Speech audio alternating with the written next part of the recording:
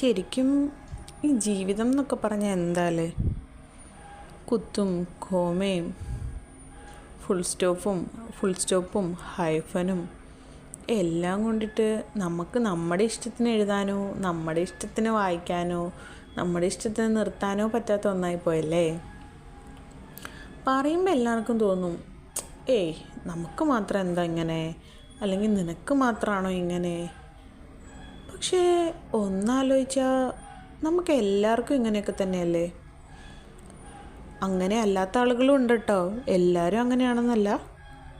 പക്ഷേ ഒന്നില്ലെങ്കിൽ ഒന്ന് എല്ലാ രീതിയിലും ബുദ്ധിമുട്ടുന്ന ആളുകൾ നമുക്ക് ചുറ്റുപാടും തന്നെ എത്ര അധികമാണ്.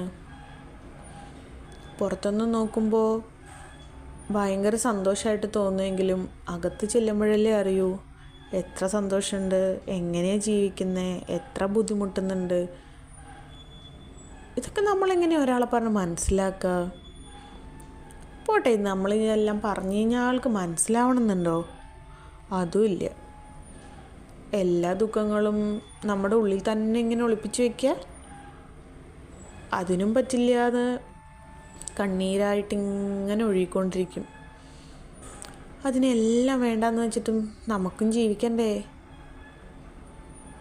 കല്യാണം കഴിഞ്ഞിട്ടും കല്യാണം കഴിയാതെയും അതിനുശേഷവും എങ്ങനെയൊക്കെയോ ജീവിക്കുന്ന എത്ര ജീവിതങ്ങളാണ് ഉള്ളത്. നമ്മൾ ആരോടാ പോയി പരാതി പറയുക? ആരാ നമ്മുടെ പ്രശ്നങ്ങൾക്കൊരു പരിഹാരം ഉണ്ടാക്കി തരാം? നമ്മൾ തന്നെ, അല്ലാതെ ആരാ? നമുക്ക് തന്നെയല്ലേ നമ്മുടെ പ്രശ്നങ്ങൾ ഏറ്റവും മനോഹരമായിട്ട് പരിഹരിക്കാൻ പറ്റുക, നമ്മളല്ലാതെ മറ്റാര്?